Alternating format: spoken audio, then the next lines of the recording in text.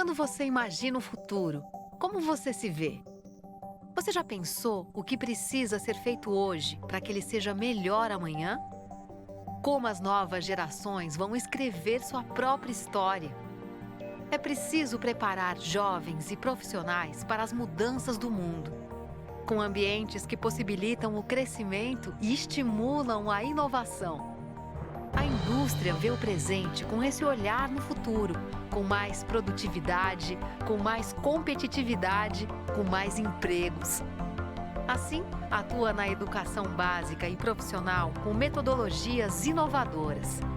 Investe na segurança e saúde de profissionais e de seus ambientes de produção. Onde muitos veem apenas máquinas, a indústria olha para novos empregos, geração de renda e uma economia mais forte. Acredita que pesquisa é mais que investimento. E sabe que precisa de profissionais capacitados para que as mudanças e descobertas aconteçam. Defende a inovação e possibilita que recursos sejam melhor utilizados e revoluções saiam do papel, tanto no setor público quanto no privado. É assim que CNI, SESI e SENAI trabalham para a indústria brasileira, para que ela seja mais competitiva, inovadora, global e sustentável. Porque o fazer agora é colocar nas suas mãos hoje o futuro que você deseja amanhã.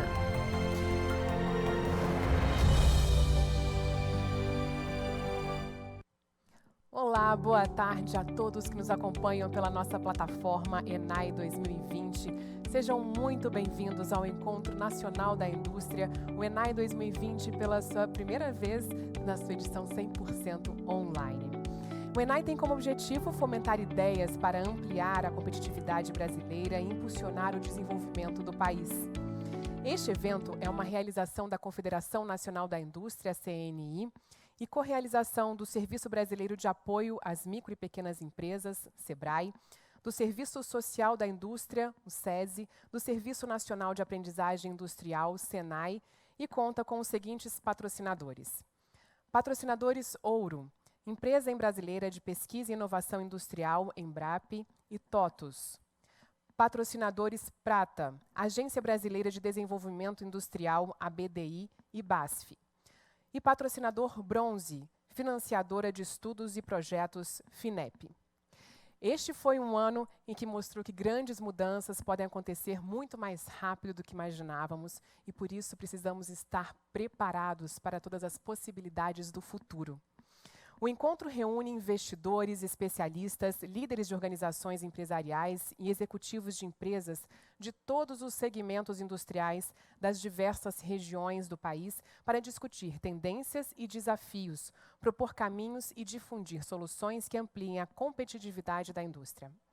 A edição online de 2020 tem como tema central Por uma Indústria que Impulsione o Brasil, onde serão abordados assuntos como a urgência da reforma tributária, a importância da inserção internacional e de uma nova estratégia de política industrial, entre outros grandes temas da atualidade, como sustentabilidade, a busca de eficiência do Estado e a nossa jornada rumo à indústria 4.0. Além disso, parceiros apresentarão tendências e casos de sucesso da indústria brasileira.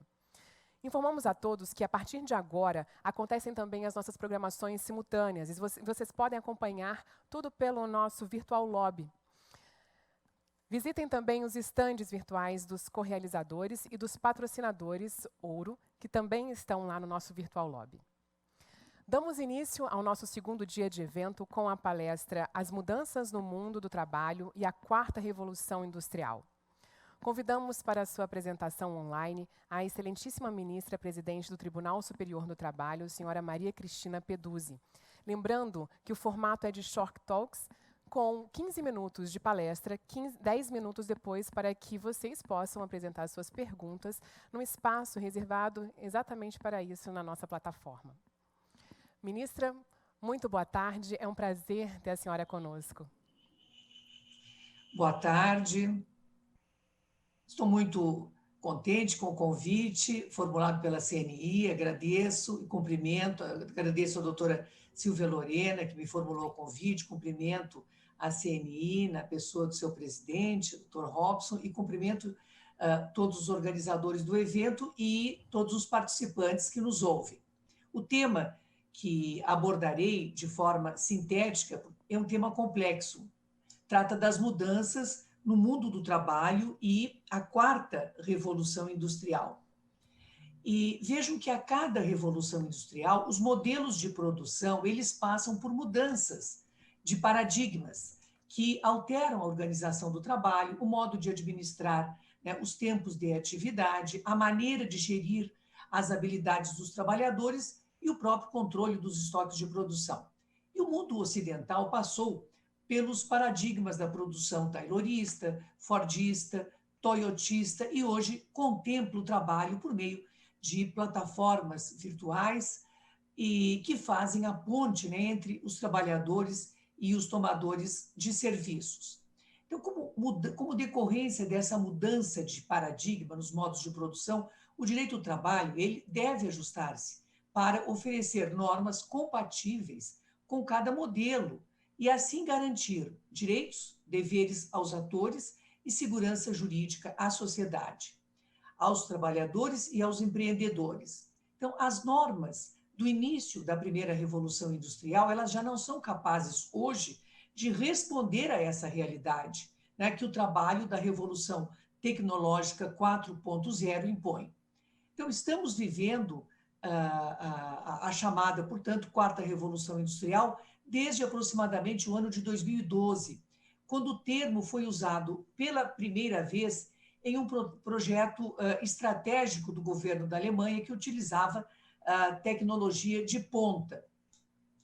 A partir daí, a evolução tecnológica ela é considerável e tivemos como evento, né, catalisador, pelo menos no mundo do trabalho, né, a pandemia da Covid-19, que trouxe necessidade de inovar ainda mais, né, no modo de prestar o trabalho e provocou, né, a implementação de transformações em tempo recorde, como eu aqui identifico o trabalho pela via da internet, o trabalho pelo meio remoto. E na tentativa, né, de garantir segurança jurídica e regulamentação ao trabalho, que é realizado por meio dessas plataformas virtuais, né, por meio dos aplicativos, o direito do trabalho encontra, né, como demanda urgente a sua reinvenção.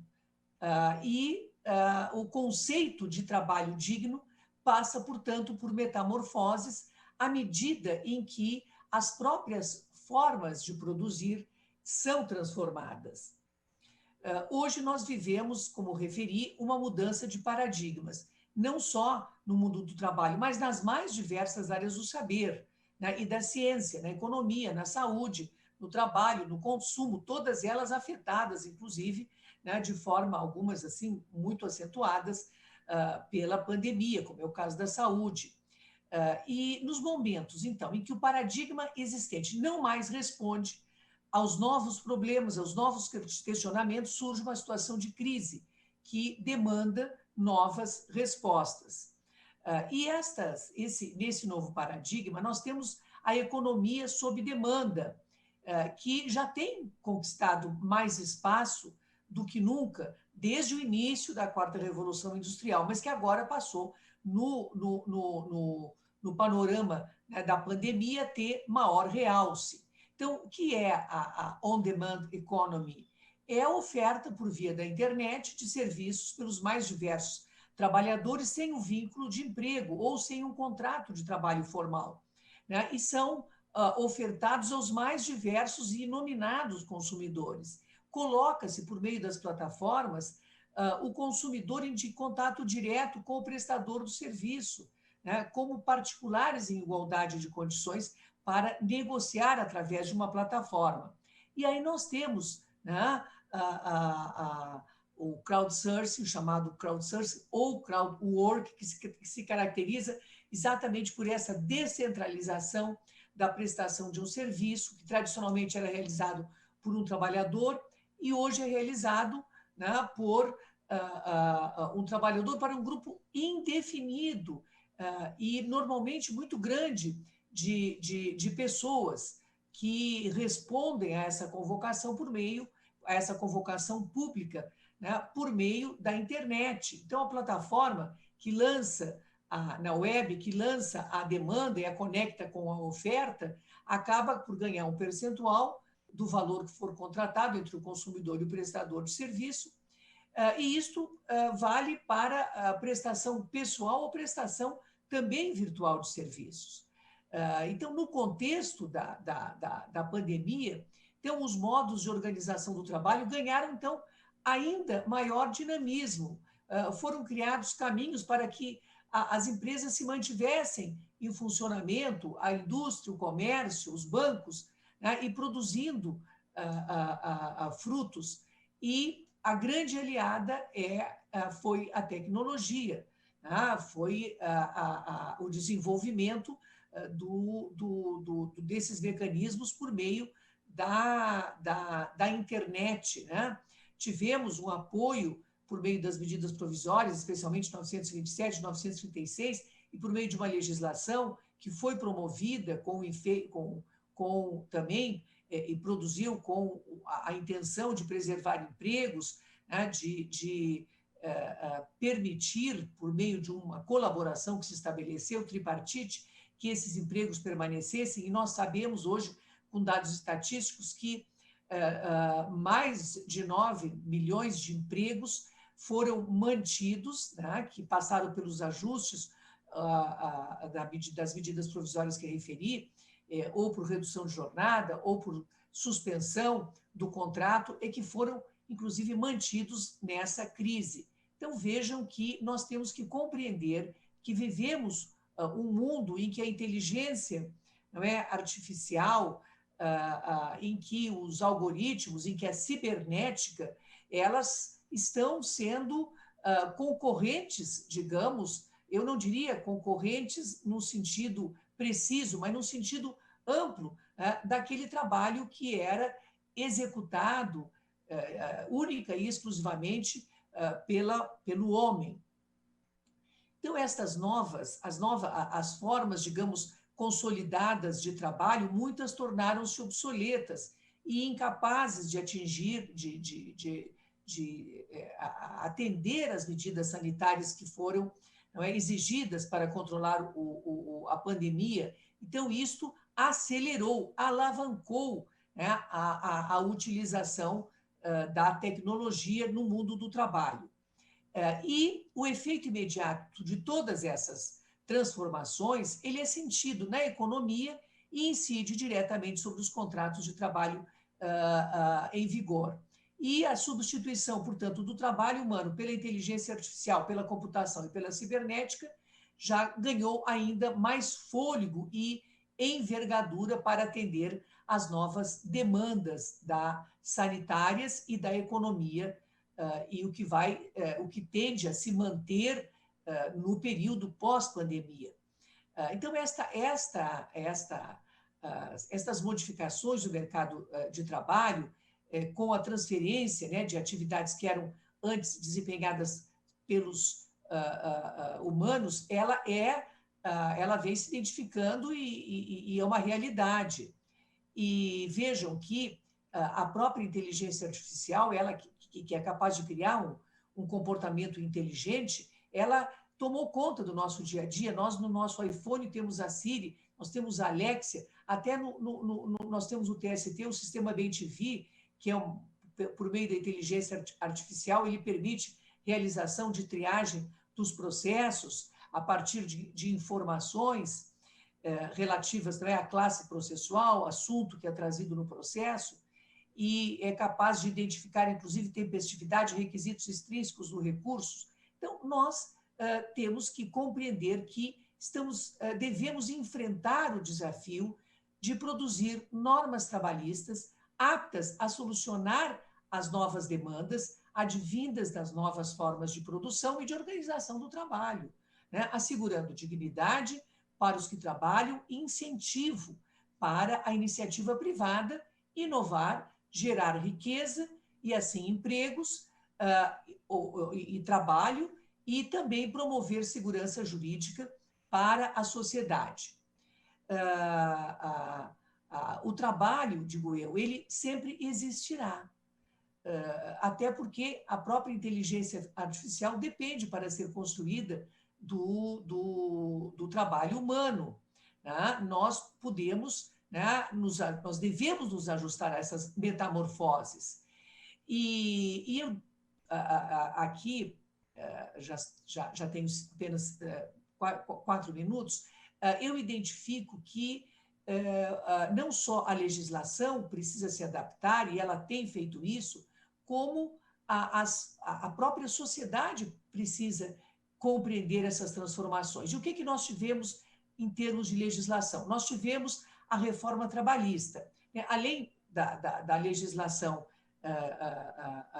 que focou a pandemia, que eu já referi, que é uma legislação especial e temporária, nós tivemos a reforma trabalhista em 2017, que flexibilizou de forma muito contundente as normas da CLT para valorizar a negociação coletiva, de forma a que as partes possam, por meio dela, as partes coletivamente, com toda a segurança jurídica que os entes sindicais proporcionam, não é um contrato individual, é um contrato entre sindicatos, entre entes coletivos, que eles regulem, que eles disciplinem essas normas, esses contratos coletivos, aquelas relações, podendo até dispor contra a lei, o que está nas matérias que estão ali, enunciadas nas alíneas que foram introduzidas no artigo 611 da CLT.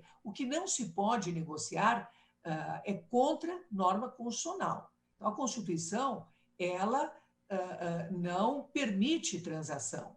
Ela é a norma que rege não só a edição de outras normas, como todas as relações privadas que não podem, por meio de contrato coletivo, dispor de forma, né, que desrespeite a norma constitucional. Mas, afora isso, a liberdade que se dá aos contratantes, a valorização da autonomia coletiva e privada da vontade é um elemento, digamos, libertador, no sentido de permitir que se disciplinem novas modalidades de trabalho, e isso já está, não é? Esta modalidade foi prevista na reforma trabalhista. E, sem dúvida, nós temos que... outro fator também importante que merece destaque. No momento em que a própria reforma trabalhista levou para dentro do bojo da CLT o contrato de trabalho autônomo, ela permitiu que ela enfatizou, porque antes nós poderíamos contratar de forma autônoma aplicando as regras do Código Civil, mas hoje está enfatizado que no campo do trabalho humano, esta forma de contratação é outra realidade. Não é apenas o tradicional contrato de emprego, né, que é utilizado em algumas modalidades, como o trabalho por meio de plataformas, por meio da internet, por meio dos aplicativos. Hoje, são contratos entre autônomos. O vínculo de emprego tradicional não é mais a única forma de disciplinar uma relação de trabalho. Nós temos, claro, uma resistência, um exemplo disso histórico foi o ludismo, não é? Que foi um movimento de trabalhadores da Inglaterra que promoveu a destruição das máquinas no início, né, da Revolução Industrial. Então, eu concluo aqui dizendo que, além da reforma trabalhista de 2017, né, nós hoje precisamos, né, por meio da legislação, por meio da contratação e das convenções coletivas, responder à crise econômica aprofundada em 2020 pela pandemia da Covid, e que levaram a demissões, compreendendo que o mundo do trabalho atualmente, né, utiliza-se também da tecnologia, e que devemos compatibilizar estas novas formas de trabalho com as novas necessidades de desenvolvimento e de desenvolvimento da empresa e do consumo. Além do trabalho remoto, além do trabalho, não é, pela modalidade, não é, à distância, nós temos o fenômeno do trabalho por meio das plataformas, dos aplicativos. E nessas situações, nós temos que ter uma garantia mínima civilizatória para essa categoria de trabalhadores autônomos, sem dúvida, mas que não é necessariamente o contrato de emprego regido pela CLT.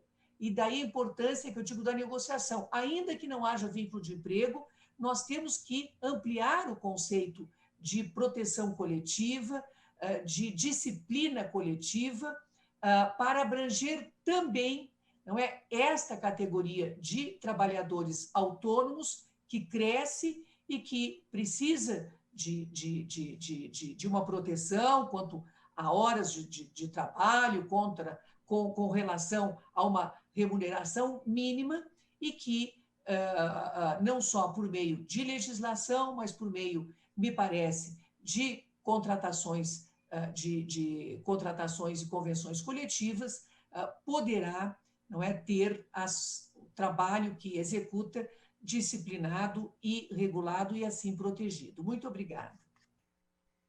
Agradecemos, ministra. Obrigada pelas explicações. Agora, nesse momento de perguntas, vou resumir aqui um pouquinho com relação a todas essas mudanças que a gente vem vivendo, especialmente desse ano. Pensando em um cenário pós-pandemia, em sua visão, considerando as novas formas de produzir e trabalhar, que vêm acompanhadas das novas tecnologias, quais os principais desafios no mundo do trabalho que devem ser enfrentados pelo país? A resposta, eu acho até que eu já dei. Os desafios são, né, manter o trabalho, né, apesar de muitas profissões, né, especialmente aquelas que são manuais, que são presenciais, né, estarem sendo, não é, substituídas pela máquina. Então, o grande desafio, eu diria, além da minha exposição, é a sociedade se capacitar, é promover meios de recapacitação dos trabalhadores para enfrentarem estas novas demandas da economia e do mercado.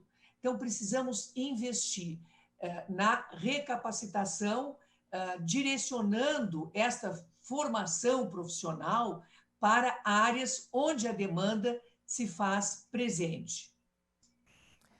Ministra, com relação ao aumento da digitalização da produção, das mudanças estruturais, no outro lado, a gente tem também uma alta informalidade do trabalho.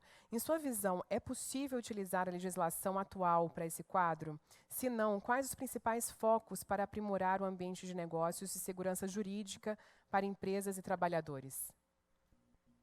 Essa é uma questão importante também, já referi. Nós, se tivermos uma legislação que discipline, ainda que de forma autônoma, o trabalho, né, dessa nova categoria, não é, expressiva de autônomos que não estão sob a guarda da CLT, nós termos uma legislação que discipline, em especial, a segurança, e não só de se afastar do trabalho, não perder ter uma remuneração, ter uma garantia social, né, previdenciária, não só na aposentadoria, mas também durante a relação de emprego.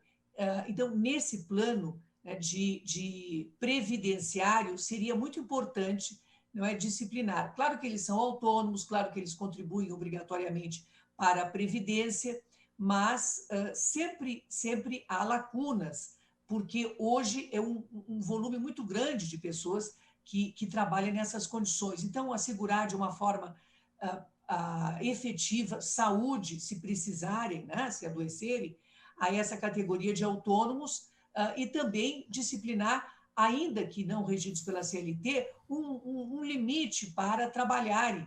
Não é porque eu sou motorista de Uber que eu vou trabalhar 20 horas por dia. né, eu tenho que ter um limite, o que eu chamo de patamar civilizatório mínimo. Então, um regramento para essa categoria de autônomos me parece que é importante que venha a ser disciplinada por lei. E a sugestão, claro, como são, seria por meio de acordos, que o próprio contrato faça previsões nesse sentido, contratos, ainda que autônomos, que tenham estas previsões. Esta é outra alternativa. Então, nós não estamos no vácuo. Nós temos, como referi, a disciplina do trabalho autônomo, que está hoje inserida no bojo da CLT, né? Nós temos, claro, a obrigatoriedade da filiação previdenciária do autônomo, e temos também a possibilidade de o contrato individual ou coletivo disciplinar esta gama de necessidades que promovam segurança para o trabalhador e para a própria, não é, empresa, porque tem o tema da responsabilidade civil que interessa tanto a empregados quanto a empregadores, né? Que pode impor reparação de danos. Então, nós não estamos no vácuo, mas definir com mais precisão, né, estas necessidades, estas realidades, me parece que é conveniente e adequado. Ministra, a senhora explicou muito bem sobre essa questão do autônomo, mas agora tem uma outra pergunta falando justamente do home office, que é o que a gente vive muito hoje, e como, na verdade, garantir essa segurança jurídica para assumir essa prática? Ela impõe, a segurança jurídica ela ganha relevo no trabalho remoto, não só mas veja, a CLT já regula o teletrabalho. Então, em relação à prestação de trabalho, de ter equipamentos e condições de segurança, higiene de trabalho, isso já é uma obrigação que está positivada na CLT. Também está positivado na CLT que o trabalhador que está trabalhando no teletrabalho, ele está excluído do capítulo sobre duração da jornada. Por quê? Porque eu não posso estabelecer 8 horas rígidas como um trabalho numa oficina, porque a liberdade que o empregado tem no trabalho, no teletrabalho, ela é natural. Eu, por exemplo, trabalho muito à noite. Claro que acabo trabalhando 18 horas, às vezes, por dia. Então, a pessoa tem que se controlar. Não é porque não tem uma regra que fixe jornada para o teletrabalho que vai se trabalhar